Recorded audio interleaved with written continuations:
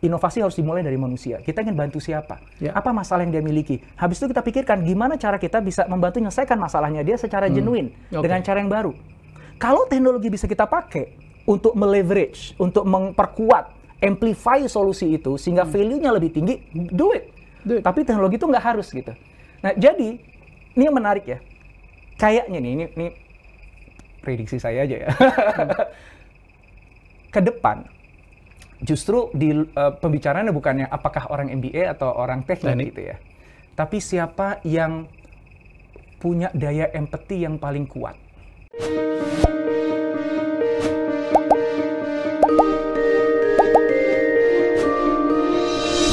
Ya, saya itu banyak ya mengamatin orang. Jangan dipikir saya itu udah berhenti belajar. Saya adalah orang yang tidak pernah berhenti belajar. Saya sekarang lagi kuliah di Cambridge, saya belajar dari video, saya belajar dari Jordan Henderson dan sebagainya. Indonesia, saya jatuh cinta dengan seorang masih muda, lebih muda dari saya lah ya. Dr. Indrawan Nugroho. Silakan kalau merasa tersanjung. Ini udah nggak bisa ngomong apa lagi nih Pak Helmi ini ya. Masya Allah. Saya aja kaget tadi ya. Saya pikir hari ini kita mau ngobrol-ngobrol aja santai. Tiba-tiba diajak ke studio yang luar biasa ini. Masya Allah. Terima kasih undangan ya Pak Helmi. Masya Allah. Saya sangat tersanjung nih hari Mas Indrawan tuh punya kemampuan bicara kayak gitu dengan topik-topik yang kekinian tuh dari mana sih? Itu sebenarnya gini, kalau saya memang dulu waktu pas kecil ketika ditanya cita-citanya mau jadi apa, saya bilangnya mau jadi guru. Karena saya memang apa ya, bisa dikatakan punya curiosity yang tinggi lah, rasa penasaran yang tinggi. Kelihatan. Saya pengen belajar gitu. Terus kemudian akhirnya ya udah kuliah lagi dan sempat jadi dosen. Ya. Nggak lama tapi kemudian sempat. Di mana dulu? Binus? Bukan, ada di satu universitas swasta di Jakarta. Cuman saya kemudian akhirnya merasa bersalah karena saya nggak bisa dedicate waktu yang cukup ke kampus gitu. Karena saya juga punya perusahaan yang saya jalanin waktu itu. Akhirnya saya berhenti jadi konsultan. Saya konsultan. Gitu. Dan akhirnya memang saya menekuni bidang konsultan itu karena salah satunya itu basisnya sebenarnya curiosity gitu. Saya mengatakan saya konsultan bukan karena saya tahu banyak sebenarnya, tapi karena saya mau tahu banyak. Dan itu membuat saya jadi ya belajar terus gitu. Dan di saat yang sama Pak Helmi, saya itu juga anak teater dulu. Oh iya? Oh kelihatan, ngomongnya teatral gitu ya. Jadi teman-teman ya, di rumah saya potong dengar, saya anjurkan Anda untuk menonton kanal Dr. Indrawan Nugroho. Apa namanya, inovatif apa? Strategy and Innovation. Strategy and Innovation. You will learn a lot. Saya aja belajar. Luar biasa. Iya, lanjut lagi ke teater itu. Jadi dari SMP saya suka teater, saya pernah ikut kursus teater gitu, baca puisi gitu, ya, manggung dan sebagainya. Dan waktu pas lagi saya lulus SMA, cita-cita saya itu bukan jadi konsultan atau kerja di perusahaan. Saya ingin jadi sutradara film. Betul. Jadi waktu saya memutuskan kuliah di Australia Melbourne karena ya? saya mau kuliah di Melbourne University itu ada performing kampus. Yes. Oh iya. Victoria apa ya, performing art, betul. Performing art. Cuman gini, waktu itu sudah hampir mau masuk, ya. Kemudian krisis. Ingat ya waktu krisis 98? 98. Subprime mortgage. Exactly. Habis itu, bukan subprime mortgage. Bukan, Krismon yang awal ya. Yes. Dan itu kan rupiah kita habis-habisan. Habis-habisan. Angkat tangan langsung. Karena biayanya sangat tidak masuk akal. Jadi pulang, nggak pulang, ya udah kadung sampai sana kan? Udah kadung sampai sana, akhirnya saya melamar di Melbourne University, daftar di sana, saya diterima di sana, ambilnya manajemen. Tapi kemudian, karena memang hatinya adalah di film, saya lagi kuliah S1 di Melbourne University, saya buat film sendiri, otodidak. Jadi saya belajar dari buku, saya ikut teman saya yang kuliah film gitu ya. Nggak sanggup bayar kuliah filmnya, saya nongkrong aja di kelasnya gitu ya. Jurusan yang diambil apa aslinya? Yang di mana? Yang di Melbourne ini? Commerce, perdagangan. Waktu itu belum ada e-commerce ya, jadi masih commerce saja perdagangan. Sampai akhirnya saya buat film sendiri waktu itu di Melbourne. Teman-teman saya yang lagi kuliah film, ya dia kuliah film. Nah, gue belajar nyuri-nyuri dari buku, dari ikut di kelasnya mereka gitu ya. Saya buat sendiri film dan sempat diputar di bioskop di Melbourne. Yang benar. Tapi nggak pakai jalur distribusi normal ya. Jadi kita kerjasama sama yang di kampus sebenarnya. Di kampus tuh punya bioskop di Melbourne University itu ya. Ya udah saya book, kita putar sampai 2 kali pemutaran waktu itu. Dan yang menarik setelah itu adalah teman-teman yang kuliah film pada datang ke saya minta dibantu dibuatkan video. malah pada belajar ke saya. Dia bilang, lu gimana sih yang kuliah kan lu gitu loh. Gua aja tuh curi-curi ilmu dari lo, dari dosen lo, gue numpang di belakang tuh ngeliatin lo lagi belajar gitu. Makanya kebawa sampai sekarang. Jadi waktu pas pandemi ini ya salah satu hikmahnya adalah ya saya di rumah ngapain gitu kan.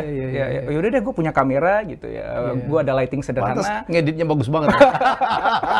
Ya akhirnya saya semuanya kerjain sendiri gitu ya. Dari scripting sampai editing ya sampai uploading saya sendiri kerjain. Karena saya enjoy sih sebenarnya gitu.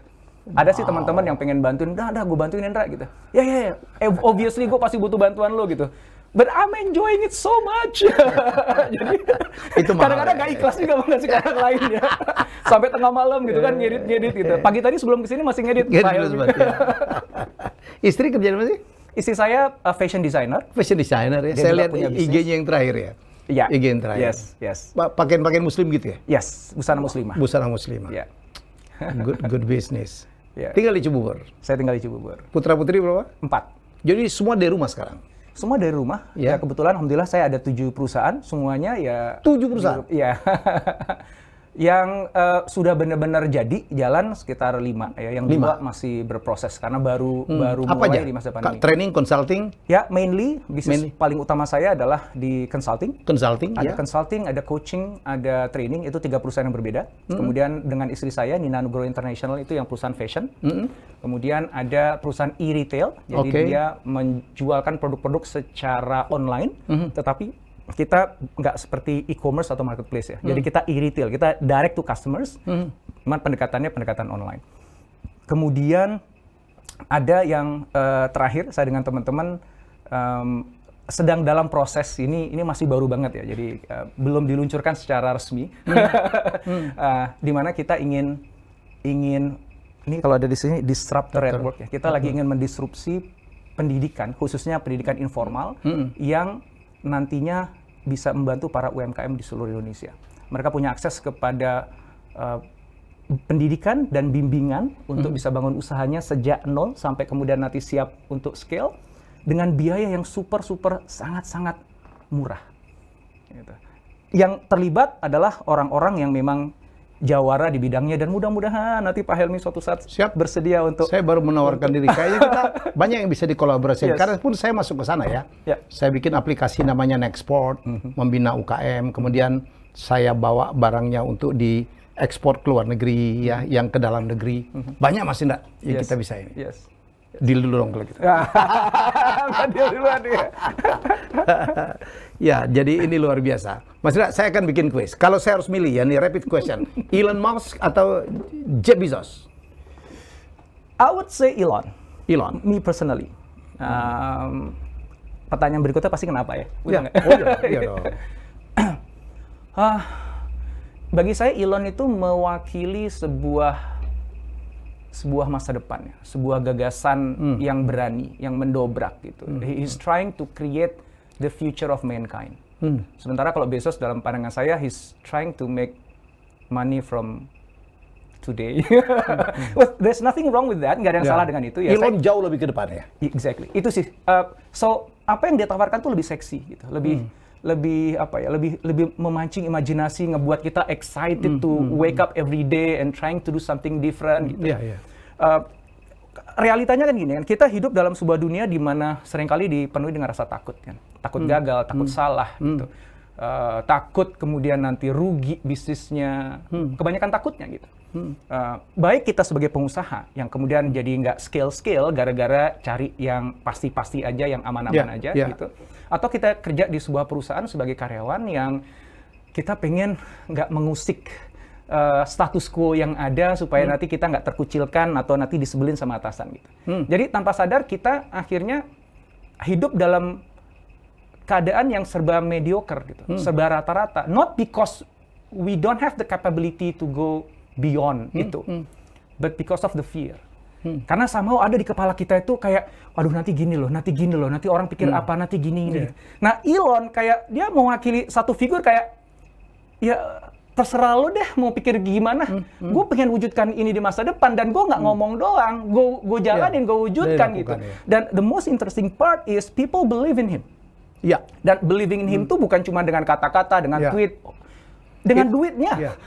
People put money di sana. People dia buy punya the share. authority karena dia punya kemampuan ya yang Both kemampuan dan visi besar. Karena kalau kemampuan banyak, Pak Helmi. Pak Helmi pasti tahu banget di karir Pak Helmi yang panjang. Pasti pernah ketemu dengan orang-orang hebat yang bisa jadi mungkin kalau ngomong level of brilliant, ya mungkin sekelas Elon lah ya. Mungkin. I would say so. Apakah mereka bisa mewujudkan? Itu persoalan. First of all, sebelum mewujudkannya, apakah mereka punya dream yang seberani Elon Musk? Dia ngomongin ke Mars loh. I mean, ke Mars gitu. Kita ke bulan aja masih baru kemarin kita mau berangkat lagi ke bulan gitu ya. Ke Mars gitu. It's like itu kan kayak out of the world banget gitu kan. And yet people believe in him gitu. And then people put money di perusahaannya dia gitu. Dan it's just so inspiring. Itu jadi kayak ngebuat kita ini anak muda, kita lagi. Kayaknya udah merasa masih muda aja kita ya. Minimal semangatnya. Kita ini yang pernah punya mimpi tapi kemudian kayak takut-takut bisa nggak ya gitu ya. Is it a foolish dream gitu ya? Tapi kayaknya sebenarnya aku bisa deh, tapi mungkin nggak ya gitu. Tiba-tiba kayak, lo lihat aja tuh Elon gitu. Itu kurang sinting apa dia gitu, punya impian yang segede itu gitu yang lagi pula kenapa Mars sih gitu kan, dalam logika kita kan gitu kan. Kayaknya itu jauh banget, lo udah keburu mati duluan sebelum lo bisa sampai ke Mars gitu. Kan prediksinya udah begitu kan. Dia tahu gitu. Dia tahu dia akan meninggal dulu sebelum impiannya itu terwujud gitu kan. So kalau misalnya dia aja ngimpi tentang bangun peradaban manusia di Mars, masa gua cuman ngimpi punya perusahaan sendiri yang bisa mengglobal di dunia aja gua nggak berani. Gitu loh, ya kan? Dan itu like fueling the energy of lots of people. Dan that's why I choose Elon over Jeff Bezos gitu. Setuju. Elon mengajarkan kita jangan pernah membatasin mimpi kita. Kita punya dimensi lebih dari 3 dimensi ya. Oke, itu keren banget. Dia udah pikir Mars, kita masih ribut aja di Indonesia. Kita masih ngomongin pinjol ya, Pak. Masih gontok-gontokan, masih terpecah-pecah, masih ada ngeklaim ini, ngeklaim itu, capek gitu ya.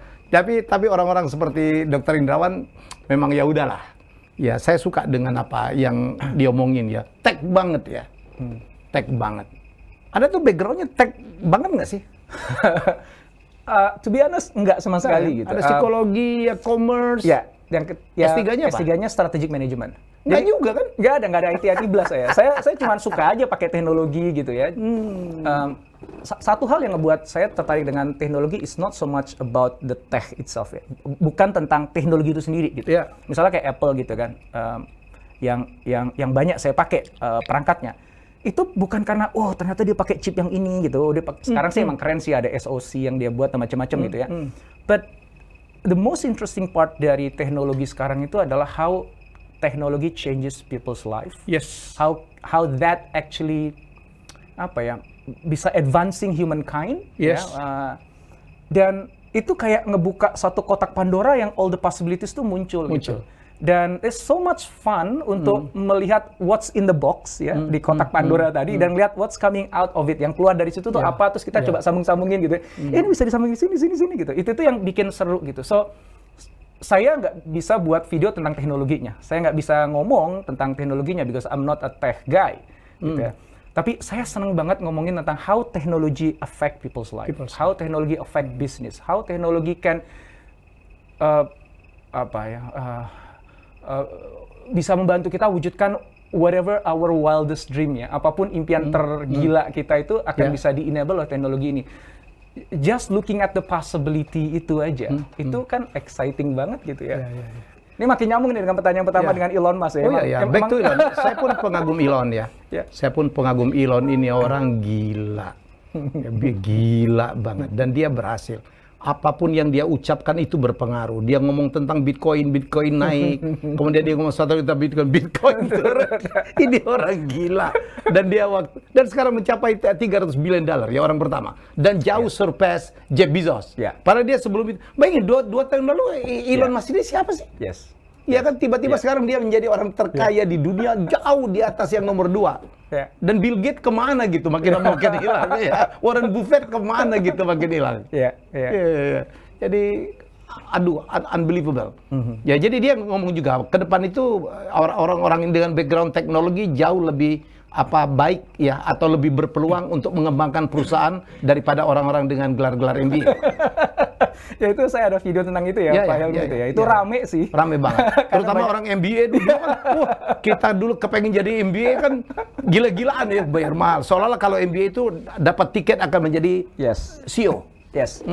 Dan so far sampai sekarang masih juga sih beberapa perusahaan yang masih menggunakan itu gitu. Nah, yang menarik adalah itu juga saya bahas di dalam video saya itu adalah sebenarnya it's not so much about the MBA-nya atau the tech-nya, tapi the capability yang melekat pada diri orangnya, termasuk karakteristik yang melekat pada diri orangnya. Dan mindset juga kali ya? Exactly, otomatis pasti mindset itu yang akhirnya akan ngebuat dia benar-benar bisa bawa perusahaannya ke horizon yang kedua, ketiga, atau cuman main di horizon satu aja gitu. Teman-teman yang kuliah MBA gitu, ada yang kontak saya juga gitu kan, Ndra, lu kok gitu banget sih? Itu it's not our statement ya. Itu Elon yang ngomong. Itu kan Elon yang ngomong, bukan gue ya. Tapi aku memahami dia, dan dia punya argumentasi yang bagus gini, bahwa betul bahwa memang kalau kita bicara MBA, kita belajar banyak, namanya juga administratif ya. Tetapi kan magister bisnis administrasi, kalau bahasa Indonesianya, administrasinya tuh ada. Tapi kita juga belajar nih, Indra, tentang strategi, tentang marketing, tentang teknologi. Kita juga belajar banyak kok gitu ya. Yang mana itu, menurut dia, itu sesuatu yang akan jadi modal dia untuk bantu growing a company. Gitu. Dan in a sense, I think that's correct gitu. Itu benar. Dan gue bilang, iyalah, gue sendiri juga di rumah punya kok buku personal MBA gitu. To be honest, gue belajar tuh ilmu-ilmu yang lu pelajarin, gue juga belajar gitu. Di S3 gue, sebagian mata kuliah gue juga yang lu pelajarin juga gitu. Dan gue excited belajar itu, dan I know that's very, very important. But again, it's not about the title MBA-nya atau sarjana tekniknya gitu ya, Magister of Science-nya gitu. It's about, tadi kalau Pak Helmi mengatakan mindset-nya itu ya. Cuman bicara mindset itu kan hasil akhir ya. Jadi because of the things you do in life, because of your environment, karena lingkungan sekitar kita, education ya. Education di dalamnya, siapa yang kita ajak diskusi ngobrol, kita ikut aktivitas apa, itu ada ngebangun mindset-nya kita kan ya. Gitu. Jadi kalau misalnya kamu ambil kuliah MBA, tapi di saat yang sama kamu gaul dengan para pengusaha, kamu trying to build your own business, you are taking risk, ya. Dan bukan stuck hanya di ilmu ke-MBA-nya juga, tapi juga coba cross study deh. Belajar sastra, belajar ini gitu. Dari situ kebangun sebuah mindset yang nanti mindset itu akan ngebantu kamu untuk sukses. Nah, MBA itu menjadi supporting factor. Tapi drivernya yang ngebuat dia bisa akhirnya running the best company in the world is not so much about what you learn textually gitu, yang secara teks kita pelajari gitu.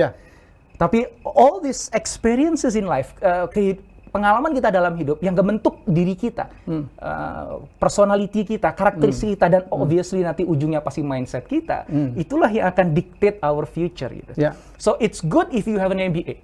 Karena artinya ya, ibaratnya kalau saya mau maju perang, gue punya senjata yang lebih banyak dong gitu ya kan. Just in case gue harus mikir tentang finance, gue tahu rumus-rumusnya gitu. Just in case gue harus desain sebuah marketing strategi, gue tahu, dibandingkan orang yang nggak tahu sama sekali gitu. Dan ketika mereka berbasis teknik juga, just in case ternyata kamu harus making decisions yang kaitannya dengan teknologi, kamu udah punya toolsnya banyak. Dan kamu udah punya logiknya, mana yang work, mana yang enggak gitu. Dan punya capability analytical thinkingnya seorang engineer, problem solving skillnya engineer, dan itu akan kepake. Cuman kalau kita bicara analytical thinking, problem solving skills, itu kan you don't have to like be an engineer untuk punya skills itu kan. Seorang MBA kan bisa juga kan.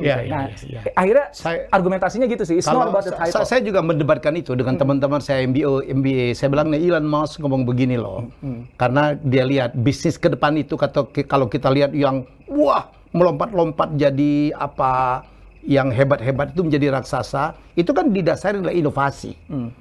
Inovasi yang wah seperti Elon Musk, seperti Mark Zuckerberg dan sebagainya itu ya, atau di Indonesia juga begitu. Jadi itu kan inovasi itu kan memang areanya orang teknik ya. Menciptakan produk, betul kan? Menciptakan jasa yang dibutuhkan orang. Yang menarik adalah Steve Jobs bukan orang teknik. Tapi siapa yang nggak mengatakan bahwa dia tuh greatest innovator of all gitu ya? Bukannya karena ada Steve Wozniak di belakang. Exactly. Karena ada Steve Wozniak, ya. Tapi dia kan belajar sastra, dia belajar kaligrafi gitu. Nggak lulus pula gitu kan.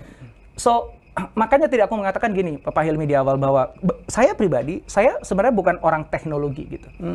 Saya excited dengan what teknologi can do. Untuk humankind. Gitu. Dan tidak ada batas. Dan itu nggak ada batasnya. Nggak ada batas, betul. Nah, Steve, kalau kita ngomongin Steve Jobs tadi gitu ya, Steve Jobs juga bukan orang teknikal gitu. Tapi dia punya visi tentang bagaimana sebuah teknologi baru bisa membuat kehidupan kita jadi lebih baik gitu. So, again, apakah kemudian orang yang punya latar belakang teknologi berarti pasti lebih maju? Ya enggak juga sih, gitu kan. Lo kalau cuma jadi tukang ngerjain technicalities di belakang, you don't have the vision, lo stuck di sana juga gitu. You an MBA, kalau lu cuma segera tukang ngitung di spreadsheet aja, ya juga di situ aja gitu. So again, it's not about the title gitu. Ya, karena background pendidikan itu kadang-kadang cuma background aja, kemudian berkembangnya kan bisa macam-macam. I'm an accountant, bos. Yes. Gue an accountant, tapi gue bergerak dalam industri kreatif karena I learned a lot about that. Jadi kita jadilah prioritas itu. Tapi kalau kita rumuskan apa yang dikatakan Elon, bahwa mungkin yang menciptakan inovasi-inovasi itu adalah orang teknik, tetapi begitu ini udah jadi nih, udah diterima pasar untuk mendouble-nya, untuk melakukan scale up, barangkali itu peran orang-orang MBA, betul. It could be like that? Yeah, it could be like that. Memang sebenarnya agak sedikit nggak fair ketika kita coba kayak versus gitu ya. Menurut saya sih ada zaman-zamannya ya. Karena kebetulan sekarang zamannya itu zaman inovasi. Zaman teknologi yang lagi berkembang dengan sangat eksponensial. Teknologi ya. In the past 10 years itu begitu masuk ke dalam teknologi digital bergerak ya. Itu kita tahu akhirnya yang kaya di dunia adalah orang-orang di bidang teknologi yang kaitannya dengan internet, dengan digital gitu ya. Sementara masa-masa sebelumnya ya Rockefeller dan sebagainya kan minyak gitu ya. Finance yang kan punya gitu. Bank kan gitu kan. Jadi memang ada masa-masanya juga. Oke, setuju. Dan dalam dunia sekarang yang hampir semua hal itu melibatkan teknologi, orang yang berlatar belakang science jadi punya keunggulan, quote and quote. Karena mestinya dia lebih paham bahasa komputernya gitu, bahasa teknologinya. Mestinya dia lebih cepat untuk nangkep gimana dia bisa pakai sebuah teknologi ini untuk nanti jadi solusi bagi orang lain. However, balik lagi saya ini ngomongin however, karena kebetulan salah satu bidang yang saya tekuni adalah design thinking. Design thinking itu adalah pendekatan berinovasi yang berpusat pada manusia. Jadi dia gunakan teknologi ya sebagai enabler, tapi dia nggak pernah mulai inovasi dari teknologi. Inovasi harus dimulai dari manusia. Kita ingin bantu siapa? Apa masalah yang dia miliki? Habis itu kita pikirkan gimana cara kita bisa membantu menyelesaikan masalahnya dia secara genuine, dengan cara yang baru. Kalau teknologi bisa kita pakai untuk meleverage, untuk memperkuat, amplify solusi itu sehingga value-nya lebih tinggi, do it. Tapi teknologi itu nggak harus gitu. Nah, jadi ini yang menarik ya. Kayaknya nih, ini prediksi saya aja ya. Ke depan justru di pembicaraannya bukannya apakah orang MBA atau orang teknik gitu ya. Tapi siapa yang punya daya empati yang paling kuat. Gitu. Karena empati terhadap apa? Terhadap orang lain. Orang lain. Karena ultimately kan customer itu kan manusia. Orang. Ya. Dan semua bisnis, semua revenue-nya datangnya dari orang. Exactly. So bisnis kita nggak tumbuh besar gara-gara teknologi sebenarnya. Bukan karena produk ya. Bukan karena permintaan yang bisa dipenuhi oleh produk kita. Exactly. So uang kita tuh datangnya dari customer, dari orang. Dari orang. Ya. Hanya karena kita punya the best technology in the world. Terus kita jual ke dia, nggak otomatis dia beli kan. Dia akan nanya, ya emang gue butuh gitu. Ada sih orang yang FOMO ya, oh ada iPhone terbaru dia ngantri, oh ada Samsung terbaru dia ngantri gitu, Xiaomi terbaru dia ngantri gitu kan. Tapi kan nggak banyak sebenarnya itu, dan itu nggak sustainable kan ya. So, yang bisa memberikan jaminan bahwa akhirnya bisnis kita bisa tumbuh, berkembang, berkelanjutan di masa yang datang adalah siapa yang paling memahami customer ini, yang dia itu lagi tengah bertransformasi, yang lagi tengah bergerak. Nih nyambung dengan video saya yang terakhir ya, ketika saya ngomongin Squid Game dengan game teori itu kan. So, ini ada orang misalnya ya, dia orang yang super hebat tentang teknologi lah, semua all the technology in the world dia kuasain gitu. Ini satu orang yang sangat hebat tentang MBA, semua hitung-hitungan finance dia tahu, semua teori-teori strategi dia tahu. Kemudian ada satu orang lagi nih, dia nggak tahu teknologi terlalu banyak. Ya dia tahu, tapi dia bukan ahlinya. Dia tahu urusan gimana running a business, finance, tapi dia bukan ahlinya. Cuman orang ini punya kecintaan yang sangat besar dan keinginan yang sangat besar untuk bisa nolongin orang, untuk bisa making a difference kepada orang lain. Dan ambisi terbesarnya adalah menciptakan sesuatu yang bisa memudahkan hidup orang lain. Maka di antara tiga itu, mana yang berpeluang untuk lebih sukses di masa yang akan datang? Saya mempercayai bahwa orang yang ketiga itu. Oke. Ya. Kenapa? Karena ultimately dia nanti bisa menentukan, oh ternyata dalam waktu dekat ini orang-orang tuh akan bergerak ke arah ini dan akan terjadi sebuah kebutuhan baru yang akan muncul karena ada perubahan di ekonomi, sosial, politik dan sebagainya, sehingga nantinya orang itu nanti akan nyari yang begini, orang akan butuh ini, orang akan punya masalah ini. Dia bisa tahu itu karena daya empatinya kuat. Habis itu dia kumpulin teman-temannya yang dari berbagai latar belakang. Yuk kita buat sebuah solusi untuk bantu orang-orang ini. Dan akhirnya dari kumpulan itu mereka punya sebuah solusi yang setelah diuji cobakan, dibuatkan prototipenya, ditestingkan, diterima, dan mereka mau bayar. Habis itu dia tinggal ngomong nih sama orang teknologi di sampingnya, bro, gue butuh bantuan lo nih. Untuk mewujudkan. Exactly, gue butuh aplikasi yang begini-gini nih, gue butuh alat gini-gini, bantuin gue ya. Nah, dibuatin. Habis itu ngomong orang sebelah kirinya, bro, ini gue serius mau buatin bisnis lo bantuin gue ya, lo gue jadikan direktur operation deh, lo urusin semua operationnya ya, gitu. Nah, guanya cukup jadi direktur utama, visionernya aja. Yang paling penting bagi gua adalah mengarahkan aja. Exactly. Itu yang bakal dilakukan oleh Steve Jobs ya. Exactly. Yes. Di Apple. Ya. Dia punya visi yang luar biasa akan masa depan dan dia punya walaupun dia bukan orang tekno ya kan? Dia bukan orang tekno banget, bukan orang tekno banget, bukan orang MBA juga. Bukan orang MBA juga. Iya. Nggak lulus ya, drop out ya kan? Iya. Oke. Jadi kalau kita mau menjadi seorang inovator atau bisnisnya gede di depan adalah dibutuhkan kepekaan, berempati terhadap kebutuhan masyarakat. Yes. Itu yang terjadi kepada Tesla kah? Seorang Elon bisa menebak bahwa ke depan orang akan lebih prefer ke mobil listrik. Yes. Itu interesting ya. Karena gini, banyak teman-teman saya yang ketika belajar design thinking selalu bilang gini, Dra, gue udah mempraktekkan empathy. Gue nanya ke customer gue, apa sih yang mereka mau? Hampir semuanya bilangnya cemumu, cepat, mudah, murah. Gitu kan ya. Cemumu. Bukan cemungut, bukan. Okay. Gak ada tuh kemudian akhirnya punya ide-ide liar kemana-mana gitu. Nah, lu nanyanya salah sih. Ya. Henry Ford pernah ngomong ya, jadi quote yang sangat terkenal. Dia bilang begini, kalau saya nanya ke customer saya apa yang mereka mau, mereka akan menjawab kuda yang lebih cepat. Dia nggak akan menjawab automobil.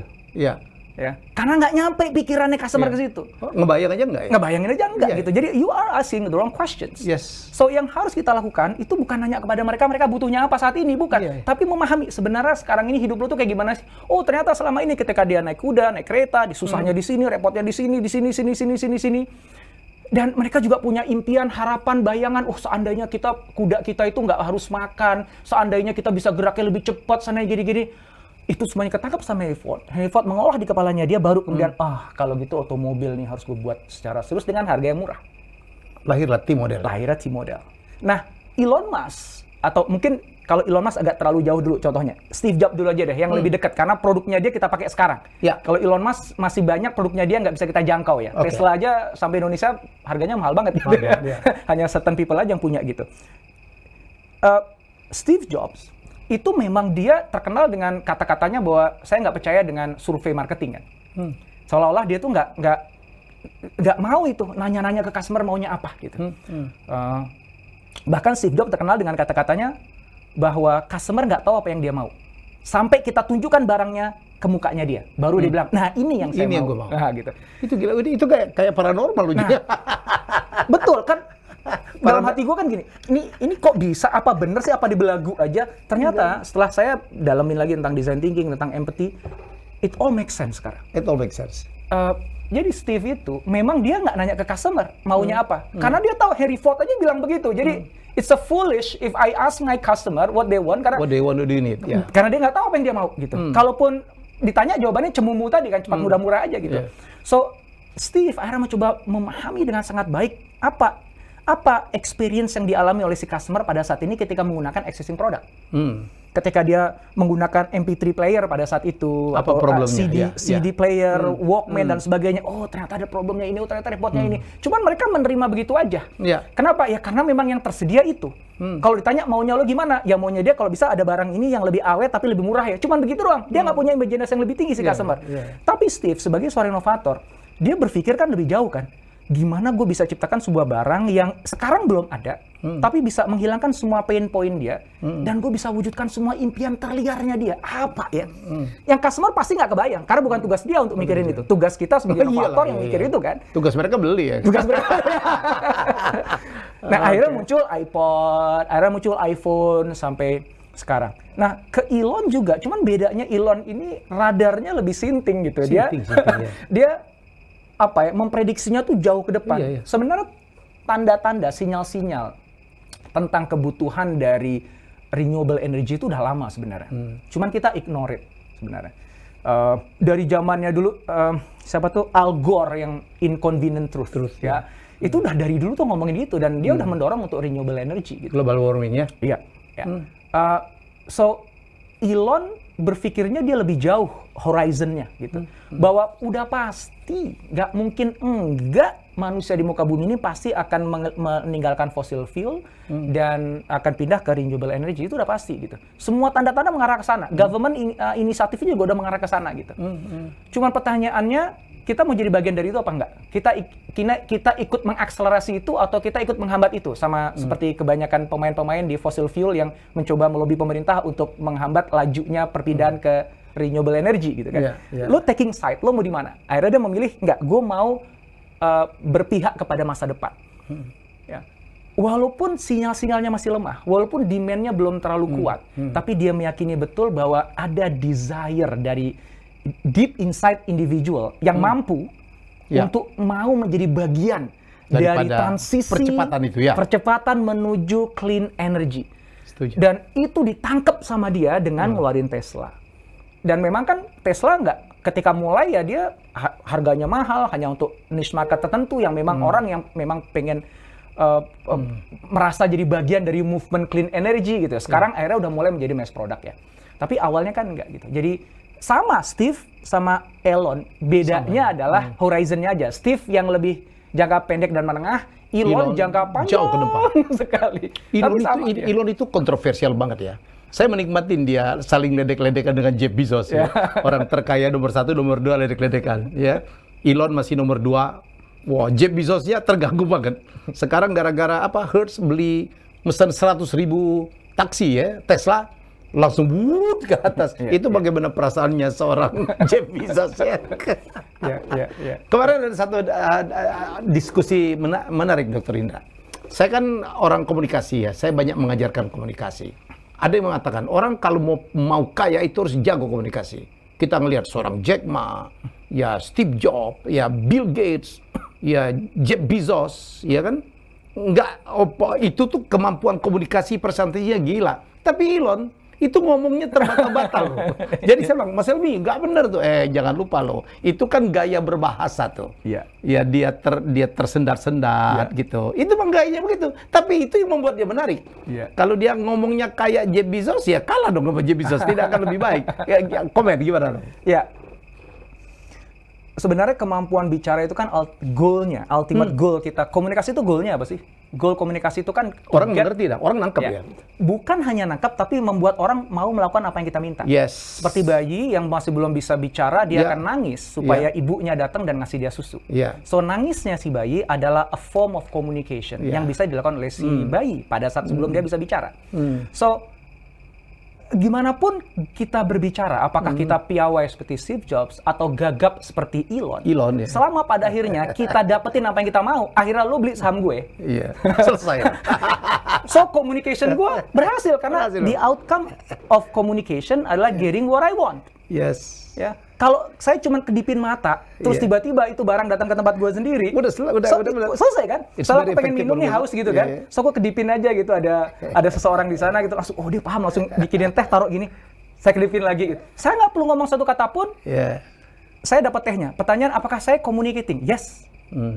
So words are just one form of communications. Ada sign language, ada body language, mungkin ada telepati one day.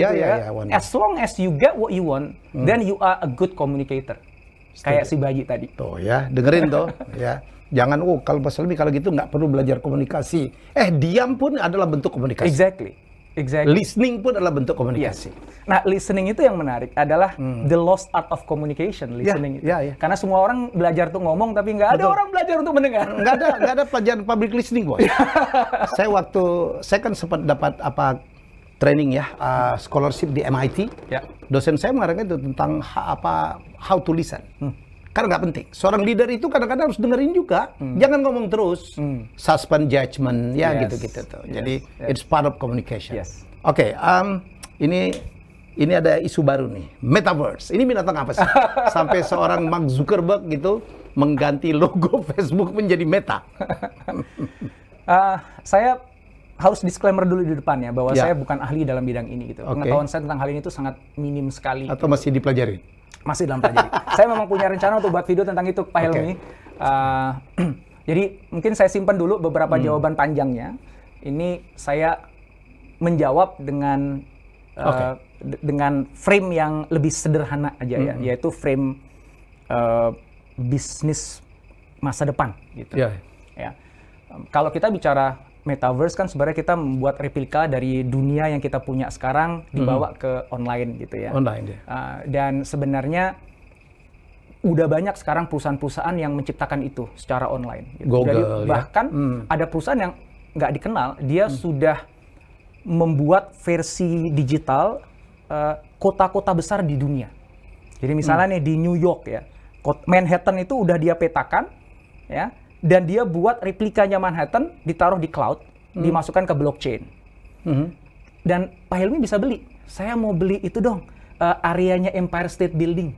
Dan itu dijual, ada sertifikatnya.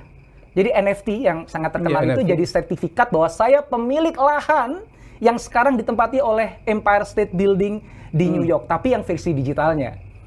Gitu. Habis itu diperjualbelikan, Pak. Jadi siapa yang mau beli? Jadi kalau kita punya kantor di dunia, terus ternyata udah punya versi digitalnya di blockchain, sebaiknya alamatnya kita beli sebelum nanti dibeli orang lain, habis itu nanti kita seperti kayak kita misalnya helmiyahya.com, udah dibeli sama orang lain, habis itu kita kan diperas ya, beli 1 miliar, karena kan itu nama kita nggak bisa ganti kan. Nah itu sedang terjadi sekarang. Jadi orang-orang tuh lagi ngebeli alamat-alamat kunci di dunia ini karena itu nanti akan valuable gitu. Nah, kenapa saya cerita itu? Karena the idea of Metaverse itu sebenarnya kurang lebih mirip lah gitu. Jadi kalau kita nonton film Ready Player One, filmnya Steven Spielberg ya, itu mencerminkan Metaverse sebenarnya. Di mana kita hidup dalam dua dunia. Dunia fisikal dan dunia maya. Maya itu meta itu ya? Beyond. Meta itu ada beyond. Dan Facebook ingin menjadi salah satu pionir yang ikut mengakselerasi transformasi ke sana dan ingin ngebangun universe-nya yang ada di sana. Kalau Google kan udah buat produk ya, yang Google itu ya, yang kacamata itu. Kalau ini Facebook dia lebih lagi ke company-nya yang di Metaverse kan ya? Kalau Google Glass itu kan hardware-nya. Hardware-nya. Kalau Facebook kan punya Oculus. Itu Oculus ya. Apple lagi ngebuat sekarang katanya. Hampir semua perusahaan buat VR set sekarang. Kenapa? Karena memang begitu nanti yang dibilang Metaverse tadi itu udah beneran jadi. Cara kita mengakses dan hidup di sana kan pakai VR. Nah itu jadi alat untuk mentransport kita dari dunia virtual nyata. reality dan augmented reality ya. Iya, untuk masuk ke dalam virtual reality tadi gitu. Dr. Indra udah tahu, saya pernah baca satu artikel kalau nggak salah dari Forbes bahwa di Indonesia itu ada perusahaan yang udah juga bermain di Metaverse. Udah pernah dengar? Belum. Wear namanya. Milik dari Daniel Surya. Ya, jadi pernah jadi tamu podcast saya, dia ngomong Metaverse. Waktu itu saya nggak tahu Metaverse itu apa. Dan mereka pemegang 5 paten dunia ya untuk augmented reality.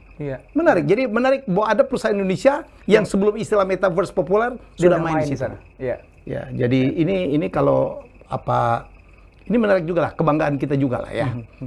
Jadi kenapa harus diganti nama dari Facebook ke Metaverse menurut analisa Dr. Indah? Itu sama seperti Google. Google kan akhirnya punya Alphabet ya sebagai holding company. Dinaikin ke atas ya. Tujuannya supaya kalau kita bicara Google dulu, ketika dia akhirnya punya holding company yaitu Alphabet, itu supaya membuat nanti lini bisnisnya itu nggak kecampur-campur gitu. Ya udah, Google Search Engine dia bisnis ad, nanti Google ini ada bisnis sendiri. Kan sekarang kan Google ada yang self driving car itu kan bisnis sendiri gitu. Sendiri. Maka supaya lini bisnisnya tuh semakin jelas, nggak kecampur-campur ke Google Search Engine, dia buatkan holding gitu. Nah, Facebook juga begitu kan? Ya. Jadi tujuannya kalau saya potong kan, Google itu kalau terjadi apa-apa terhadap satu lini bisnis tidak akan mempengaruhi Google secara keseluruhan. Exactly. Karena itu ada di Alphabet ya untuk saham perusahaan. Nah, Facebook ingin mengatakan bahwa Facebook is not just Facebook. Ya, mereka udah punya Instagram, punya WhatsApp, punya yang lain-lain juga ya. Dia mau bilang begini, Facebook is much more than Facebook. Facebook itu lebih dibandingkan Facebook. Maka kalau dia tetap menggunakan nama Facebook, asosiasi orang adalah, oh itu perusahaan sosial media ya. Enggak, dia ingin mengatakan kami perusahaan metaverse gitu. Metaverse. Facebook hanyalah salah satu dari produk kita. Demikian juga WhatsApp dan Instagram. Permainan kita lebih luas loh, we're not just playing social media gitu. Itu tuh message yang ingin disampaikan itu. Tapi kalau secara technicalities ya, yang tadi saya sampaikan tentang Alphabet dengan Google-nya itu ya, gimana dia nanti bisa ngatur ngelola organisasinya, bisnisnya itu akan jadi lebih enak mainnya sih ketika dia punya holding gitu. Komentar dong tentang Squid Game. Gue seneng tuh denger. Saya belum nonton yang YouTube-nya tentang Squid Game. Ya, dalam YouTube-nya saya itu saya mengkaitkan Squid Game dengan game theory. Ya. Kan banyak ya teman-teman, Pak Hilmi sendiri juga punya video tentang Squid Game dan itu yang ngebuat Squid Game menarik ya, karena dari satu film yang sama, serial yang sama, kita bisa memotret itu dari berbagai sudut pandang, mau dari sisi finance, motivasi, kepemimpinan, semuanya bisa. Gitu. Nah, kalau saya memilih dari aspek game theory gitu. Apa itu game theory? Game theory itu adalah sebuah cabang ilmu matematika yang mencoba menjelaskan perilaku pelaku ekonomi. Dan ternyata ilmu matematika pada waktu itu ya, itu nggak terlalu pas untuk bisa digunakan model matematikanya nggak terlalu bisa digunakan untuk menjelaskan perilaku para pelaku ekonomi. Kenapa? Karena model matematika itu didesain untuk benda mati, untuk ilmu fisika. Ya. Nah, benda mati itu nggak punya kepentingan. Manusia punya kepentingan. Jadi kalau ada 7 miliar umat manusia di muka bumi, ada lebih dari 7 miliar kepentingan. Satu orang bisa lebih punya satu kepentingan. Dan kepentingan satu dengan yang lain seringkali tabrakan sehingga akhirnya keputusan satu orang akan tergantung dari keputusan orang lain. Nasib satu orang akan tergantung dari nasib orang-orang yang ada di sekitar kita. Makanya mereka menyusun sebuah ilmu matematika baru yang namanya game theory. Nah, itu yang seru.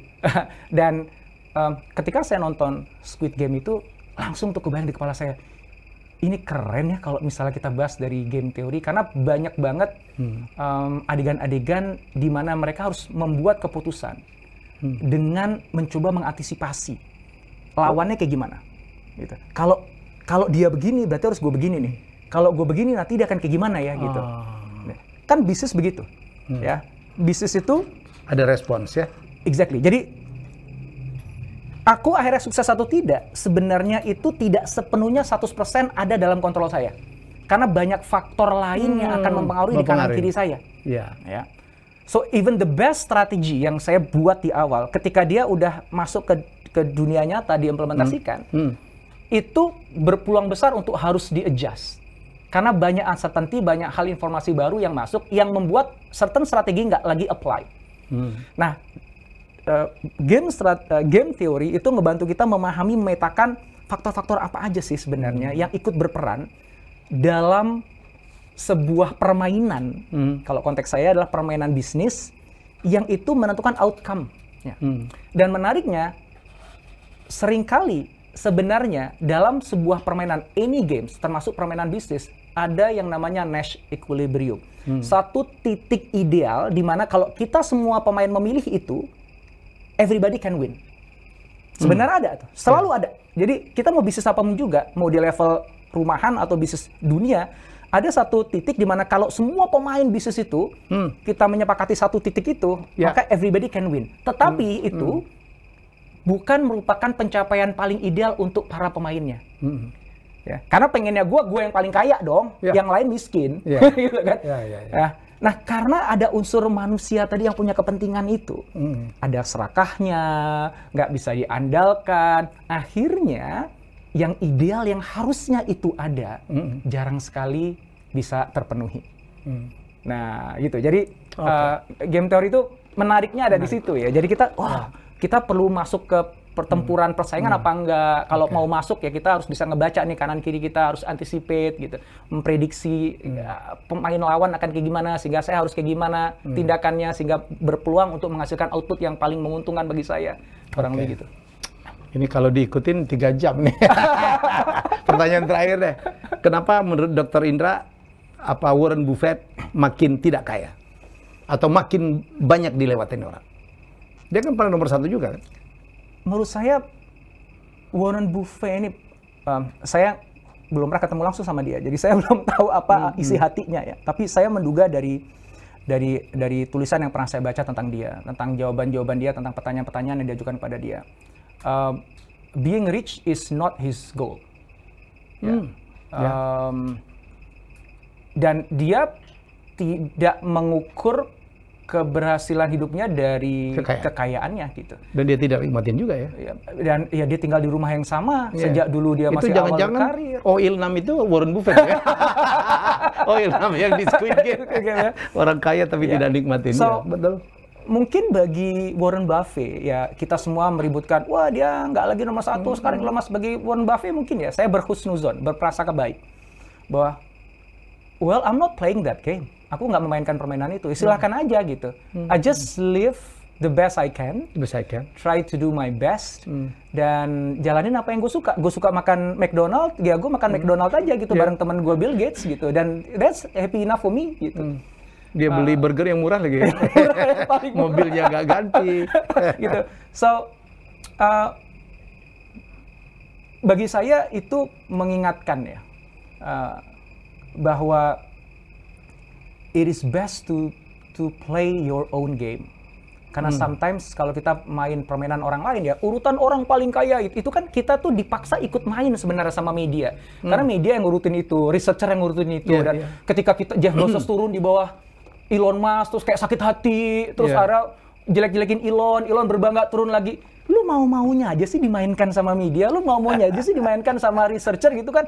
Ya, don't play that game gitu. Just play the game that you love playing because this is your life. You don't kenapa lo hidup lo didikte dan kenapa kok kebahagiaan lo tuh ditentukan sama list sama orang lain gitu. If you love your life now, ya, that should be enough.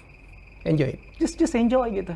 Ya nikmati burgernya yang paling murah itu dengan rumahnya yang sama gitu ya. Dan bagi saya itu yang paling inspiring dari Warren Buffett. It's not about how he make money, tapi how he choose to live his life. Bagi saya itu truly inspiring bagi saya. Ada juga yang mengatakan bahwa dia tidak menjadi inovator yang produktif, tapi dia lebih bermain dari game investment ya. Is it? Ya, memang dia investor sejati dan dia termasuk investor jangka panjang kan ya. Kalau investor sekarang tuh kebanyakan dia nyari quick win. Capital gain secara cepat, buy sell. Kalau dia kan nggak, dia lihat potensi fundamental perusahaan. Kalau emang peluangnya bagus ke masa yang datang, dia akan beli share-nya gitu. Jadi ketika harga saham naik turun tuh dia relatively nggak reaktif gitu, karena dia playing the long game gitu. Dan menurut saya sih itu juga salah satu karena well, if I lose money gitu. Toh beli hamburger berapa sih duitnya gitu. Kalau Warren Buffett habis kehilangan sekian billion US dollar gitu kan. Ya gue cuma butuh beli hamburger doang gitu. Ya nggak apa-apa lah hilang segitu gitu. So itu kan nikmat ya. Daripada hidup kita tuh akhirnya stres gara-gara gue kehilangan 1 billion US dollar gitu kan. Emang lu mau makan apa? Gitu. So itu salah satu yang saya sampaikan juga di video saya yang Squid Game itu. Jadi bahwa you don't have to play the game that other people created for you. You can choose play your own game. Yang itu memang kita most comfortable with dan kita happy di situ. Ultimately kan itu kan gitu. Oke, sebelum tutup, are you playing your own game? Insya Allah. In fact, saya terinspirasi juga dengan Pak Helmi gitu ya, dengan senioritasnya Pak Helmi sekarang bisa sangat menikmati kehidupannya, bisa tetap terus relevan bahkan ikut membangun masa depan digital Indonesia gitu ya. So the biggest question I have now in my life sebenarnya adalah what game I want to play from now on to the rest of my life. Apa permainan yang ingin saya mainkan mulai hari ini dan sebelumnya. Saya udah mainkan banyak permainan. Dan ada yang menang, ada yang kalah. Well, that's life gitu ya. And I'm starting to think, saya mulai berpikir bahwa maybe I should say enough is enough gitu. Maybe I should design another game which is much more fun to play, yang lebih menyenangkan untuk aku mainkan, tapi di saat yang sama aku bisa punya kontribusi yang sangat besar untuk masyarakat di sekitarku. Aku bisa jadi contoh untuk anak-anakku. Aku bisa kasih manfaat yang paling banyak sehingga mudah-mudahan Allah ridho. Udah cuma itu doang. Ya Allah, berikan petunjuk permainan apa yang harus aku mainkan. Amin. Mudah-mudahan dapat jawabannya, insya Allah. You're still young, Dr. Indra. Now I'm playing my own game. I'm so happy. Udah nyoba game-game yang kalaupun gue masuk situ juga, that's not my game. That was not my game. Oke, thank you. Thank you so much. Terima kasih sudah menjadi tamu saya. I'm honored. Jadi, terhormat saya merasa. Kapan-kapan kita kolaborasi ya. Insya Allah, dengan senang hati. Sukses terus, Pelmi, sehat-sehat terus ya. Oke, baik, itulah chat saya ya, obrolan saya dengan seorang yang sangat saya kagumi. I mean it ya, Dr. Indra Nugroho dengan pemikiran-pemikiran yang sangat luar biasa. Jadi silakan ya yang belum subscribe channel beliau, tonton channel beliau ya. Keren banget, saya aja nonton. Kita jumpa lagi dengan tamu hebat saya selanjutnya. Bye-bye.